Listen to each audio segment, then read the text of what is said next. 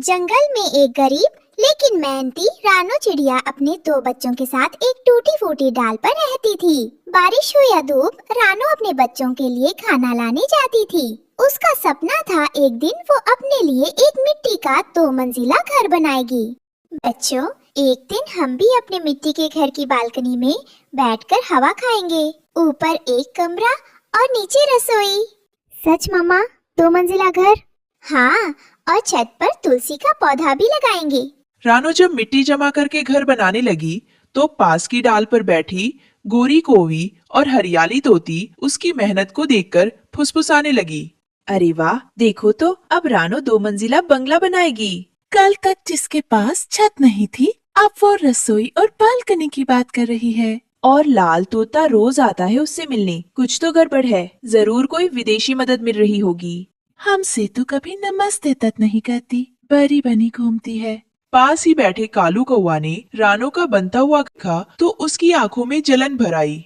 ये रानो अब अपना पक्का घर बनाने चाली है, वो भी 2 मंजिला। अगर ऐसा हुआ तो जंगल में मेरी क्या हैसियत रह जाएगी। मैं इसे चैन से नहीं रहने दूंगा।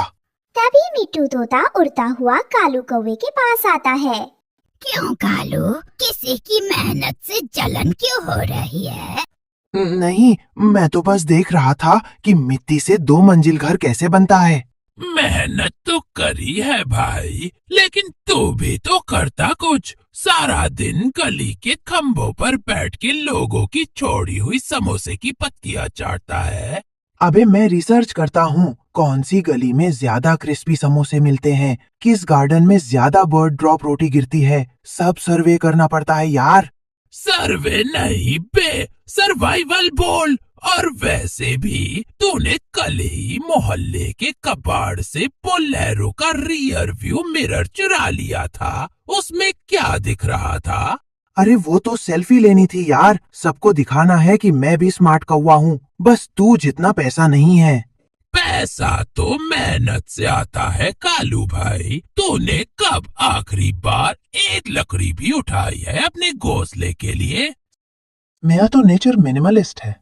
मैं नेचर फ्रेंडली हूँ, जितना जरूरी है उतना ही रखता हूँ। तेरे जैसे लग्जरी नेस्ट नहीं चाहिए मुझे। हाँ, मिनिमलिस्ट बोले तो कोई ठिकाना नहीं, बस दूसरों की तरक्की में जूम इन। तू भी ना मिट्टू, बड़ा सीधा बनता है। सब जानते हैं तूने वो डिजाइनर तिनके अमेज़न से मंगवाए थे, वो भी प्राइम डिलीवरी में। तो क्या मैं स्पॉन्सर हूँ भाई? ऊपर से चैनल भी चलाता हूँ, टूटा talks, positive vibes from the sky.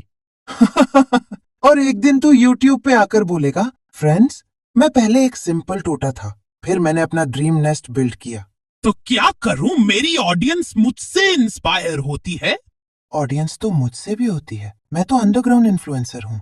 और इस तरह मिट्टू तोता वहाँ से चला गया और कालू कौवा अब भी पेड़ की डाल पर बैठा रहा। और एक दिन लाल तोता, जो परदेश से आया था और रानो का पुराना दोस्त था, मिट्टी, लकड़ी और पत्तों से बना एक छोटा झूला लेकर आया। रानो जी, मैं आपके लिए एक सरप्राइज लाया हूँ। ये देखिए, स्विंग बच्चों के लिए इम्पोर्टेड है। आप हर बार इतनी मदद क्यों करते हैं? क्या करें, आपकी मुस्कुराहट प्राइसलेस है। बच्चे खुश होकर झूले पर झूलने लगे। घर बन चुका था 2 मंजिल मिट्टी का प्यारा घर। गोरी और हरियाली अब जाकर पास से घर देखने जाने लगी और उड़ते हुए गोरी बोली, अब जाकर देखते हैं, शायद बुला ले चाय पर। पहले मजाक उड़ाया, अब खुद चल रही हैं घर देखने। वाह गोरी, क्या कहने। दोनों रानो के घर के बाहर पहुँचती है और गोरी रानो से कहती है, रानो बहन, घर बहुत सुंदर बना है, बहुत बढ़िया टेस्ट है आपका।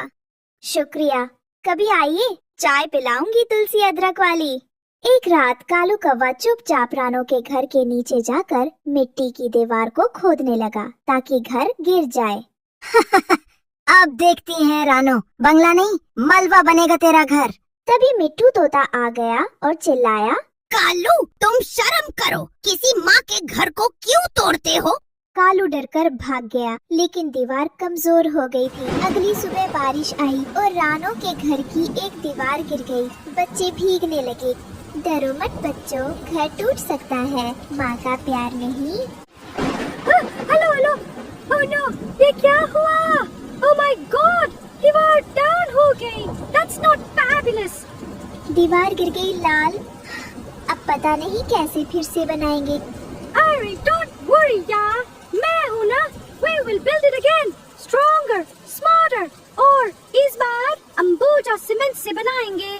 Solid wall, low fall।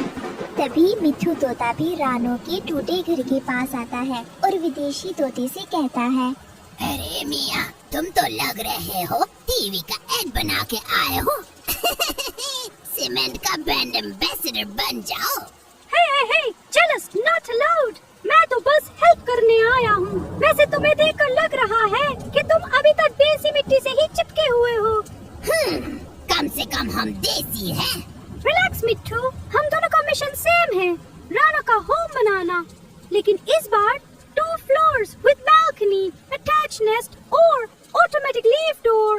रानो चिड़िया अकेली थी, लेकिन आज उसके साथ थे एक देशी तोता, एक विदेशी तोता। कुछ हफ्तों बाद सभी पक्षियों ने मिलकर रानो का एक और मजबूत 2 मंजिला घर बनाया। इस बार गोरी, हरियाली, लाल तोता सभी ने मदद की। रानो, हमें माफ कर दो, पहले हम आपकी मेहनत को समझ नहीं पाए। आपने दिखा दिया कि मेहनत और प्यार से कुछ भी मुमकिन है। शुक्रिया आप सबका। अब ये घर सिर्फ मेरा नहीं, पूरे जंगल का है। ये कहानी हमें ये सिखाती है कि मेहनत करने वालों का घर मिट्टी का भी महल बन जाता है और जलन करने वाले सिर्फ दीवारें तोड़ते हैं, रिश्ता नहीं बना पाते। सुंदरवन के जंगलों में वहाँ एक गरीब रानो चिड़िया अकेले अपने घर में रहती थी। रानो चिड़िया के माता पिता बचपन में ही गुजर गए थे, इसलिए वो घर में अकेले रहती थी। उसे चित्र बनाने का बहुत शौक था। रानो चिड़िया को जहाँ भी खाली जगह मिलती वो चित्र बनाने लगती। वो बहुत ही सुंदर चित्र बनाती थी। कभी कभी तो वो खाली दीवारों पर ही सुंदर चित्र बना देती, जिसे देखकर पक्षी बहुत खुश होते थे। एक दिन वो जंगल में नदी किनारे बैठी थी और वो सोचते हुए अपने आप से कहती है, काश मेरे पास पेंसिल और बुक होती तो मैं कितने सुंदर सुंदर चित्र बनाती। लेकिन मेरे पास तो पेंसिल और बुक खरीदने के लिए पैसे भी नहीं है। मैं तो बहुत गरीब चिड़िया हूँ। कभी कभार तो मुझे भूखा पेट ही सोना पड़ता है। ये कहकर उदास रानो चिड़िया जमीन पर पड़ी लकड़ी से एक आम का चित्र बना रही थी। तभी वहाँ पर एक बूढ़े बाबा आते हैं और रानो चिड़िया से कहते हैं, बेटा, मुझे बहुत प्यास लग रही है। मैं उड़ता उड़ता बहुत थक गया हूँ। अगर तुम्हें कोई परेशानी न हो तो तुम मुझे पानी लाकर पिला सकती हो। हाँ बाबा, आप परेशान ना हो, मैं अभी आपके लिए नदी से पानी ले आती हूँ। ये कहकर रानो चिड़िया नदी से पानी लेने चली जाती है। थोड़ी देर बाद वो बूढ़े बाबा के लिए पानी ले आती है और उन्हें पानी पिला देती है। बहुत बहुत शुक्रिया बेटा तुम्हारा। तुम एक बहुत अच्छी और नेक दिल चिड़िया मालूम पड़ती हो। तुम यहाँ अकेले इस जंगल में क्या कर रही थी? तभी बूढ़े बाबा की नजर रानो चिड़िया के बनाए हुए आम के चित्र पर पड़ती है। वो उस चित्र को देखकर रानो चिड़िया से कहता है, अरे वाह बेटा, ये आम का चित्र तो बहुत ही अद्भुत है। तुम्हारी चित्रकला तो बहुत अच्छी है। ये आम का चित्र एकदम असली आम जैसा लग रहा है। आपका बहुत बहुत शुक्रिया बाबा जी, जो आपने मेरी चित्रकला की तारीफ करी। अरे बेटा, वैसे तुमसे एक बात पूछूं? तुम ये चित्र पेंसिल से कॉपी पर क्यों नहीं बनाती हो? कॉपी पर चित्र बनाने से तुम्हारे चित्र तुम्हारे पास हिफाजत से रहेंगे, वरना इस तरह जमीनों पर चित्र तो बारिश और हवा की वजह से 2 मिनट में खराब हो जाते हैं। फिर रानो चिड़िया उस बूढ़े पक्षी को अपनी आप बीती सुनाती है। बाबा जी, मैं बहुत गरीब हूँ। बचपन में मेरे माता पिताजी के गुजर जाने के बाद मेरी सारी इच्छाएं अधूरी रह गई। और तो और नोटबुक, पेंसिल खरीदने के लिए पैसे भी नहीं है मेरे पास। इसलिए जब भी मेरा मन करता है मैं खाली जमीन और दीवारों पर चित्र बना देती हूँ।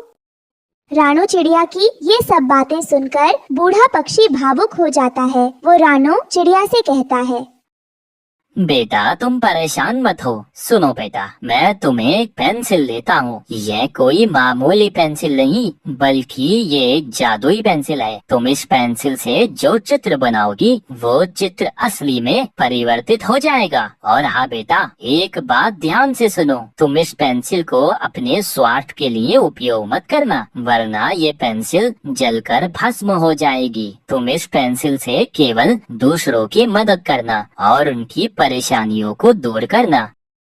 ठीक है बाबा जी, मैं समझ गई। आप परेशान मत हो, जैसा आपने कहा मैं वैसा ही करूँगी। ये सुनकर वो बूढ़ा वहाँ से चला जाता है। फिर रानो चिड़िया उस जादुई पेंसिल से जमीन पर एक चित्र बनाने लगती है। कुछ ही मिनटों में वो चित्र बाहर निकल आता है। अरे वाह, ये तो चमत्कार हो गया। ये तो सच में जादुई पेंसिल है। अब मैं चित्र बनाकर जंगल में रहने वाले पक्षियों की मदद करूँगी। ये कहकर रानो चिड़िया वहाँ से जाने लगती है। तभी उसे रास्ते में एक किसान चिढ़ा दिखाई देता है। वो सामान ढोकर ले जा रहा था। अरे किसान काका रुकिए, ऐसे आप बोरे को उठाकर मत ले जाओ। रुको, मैं तुम्हें एक बैलगाड़ी बनाकर देती हूँ। फिर रानो चिड़िया बैलगाड़ी का चित्र बनाती है। लो, बन गई आपकी बैलगाड़ी। आज से आप रोजाना अपना सारा सामान इसी में ढोना। बहुत बहुत शुक्रिया रानो बेटा। फिर इस तरह रानो चिड़िया जंगल में रहने वाले सभी पक्षियों की मदद करती है। सब कुछ ठीक चल रहा था, पर अचानक एक दिन जंगल में तेज बारिश शुरू हो जाती है, जिसकी वजह से सब पक्षियों के घर बारिश के पानी में बह जाते हैं। अब सब पक्षी बेघर हो जाते हैं और भूख से तड़पने लगते हैं। उन सब पक्षियों को इस तरह परेशान देखकर रानो चिड़िया को बहुत बुरा लगता है। हे भगवान, ये सब क्या हो गया? हमारा हंसता खेलता जंगल बर्बाद हो गया। सब पक्षी बेघर हो गए। मुझे तो कुछ भी समझ में नहीं आ रहा है। मैं इन सब पक्षियों की मदद कैसे करूं? तभी रानो चिड़िया को अपनी जादुई पेंसिल का ख्याल आता है। अरे हाँ, याद आया, मेरे पास जादुई पेंसिल है। क्यों ना मैं उस जंगल के सभी पक्षियों के लिए जामुन का घर बनाऊं? ये कहकर रानो चिड़िया उस जादुई पेंसिल से बहुत सारे जामुन के घर के चित्र बनाती है। कुछ ही मिनटों में वहाँ बहुत सारे जामुन के घर प्रकट हो जाते हैं।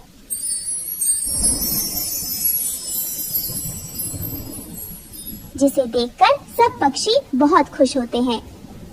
अरे वाह रानो चिड़िया, ये जामुन के घर तो बहुत सुंदर है। तुम्हारा बहुत बहुत शुक्रिया जो तुमने हमारी इतने बुरे वक्त में मदद की। हम सब पक्षी तुम्हारा ये एहसान कभी नहीं चुका पाएंगे। फिर वो सब पक्षी उस जामुन के घर में रहने लगते हैं। तभी रानो चिड़िया का पड़ोसी कालू कौवा रानो से कहता है, बेटा रानो, तुम इतने सारे चमत्कार कैसे कर लेती हो? कालू अंकल, वो सब चमत्कार इस जादुई पेंसिल का है। जो चाहिए उसका चित्र बना दो, तुरंत वो चीज चित्र से बाहर आ जाएगी। अच्छा रानो, ठीक है बेटा, जल्दी से अपने घर में जाकर सो जाओ क्योंकि रात भी होने वाली है। और हाँ, दरवाजा खिड़की अच्छे से बंद करना। फिर रानो चिड़िया अपने घर चली जाती है और कौवा अपने मन ही मन कहता है, इस बेवकूफ रानो चिड़िया ने तो सीधा सीधा बता दिया। अब तो वो पेंसिल मैं चुरा लूँगा। कालू कौवा छुपकर रानो चिड़िया के घर पर जाता है और जादुई पेंसिल चुराकर अपने घर ले आता है। मैं अब चुटकी भर में अमीर हो जाऊंगा। बस मुझे सोने के खजाने का चित्र बनाना है और तुरंत बहुत सारा खजाना बनकर मेरे सामने आ जाएगा। जल्दी जल्दी चित्र बनाता हूँ। यह सोचकर कालू कौवा जादुई पेंसिल से चित्र बनाना शुरू करता है। अब मैं यहाँ बड़ा सा सोने का खजाना बनाता हूँ, यहाँ से यहाँ तक, और इससे यहाँ तक इतना बड़ा बनाना है कि मेरी 7 पुश्तें बैठकर खाएं। इस तरह कालू कौवा कुछ समय में बड़ा सा सोने के खजाने का चित्र बना लेता है। जैसे ही सोने के खजाने का चित्र पूरा बन जाता है, तुरंत जादुई पेंसिल में आग लग जाती है। वो जलने लगती है। उसके साथ साथ कालू कौवा का पंख भी जलने लगता है। अरे बाप रे, ये क्या हो गया? मेरा पूरा पंख जल गया और जादुई पेंसिल भी जल गई। अरे ये क्या हो गया? हे ऊपर वाले, मेरा पूरा पंख जला दिया इस पेंसिल ने। उसके चीखने की आवाज सुनकर रानो चिड़िया वहाँ पर आती है। ये सब आपके साथ इसलिए हुआ क्योंकि बाबा जी ने कहा था, अगर पेंसिल को निजी स्वार्थ के लिए उपयोग करोगे तो यही परिणाम मिलेगा। इसलिए आपको अपनी चोरी का फल प्राप्त हो चुका है। कालू कौवे को अपनी गलती की सजा मिल जाती है। फिर रानो चिड़िया अपने जामुन के घर में खुशी खुशी रहने लगती है।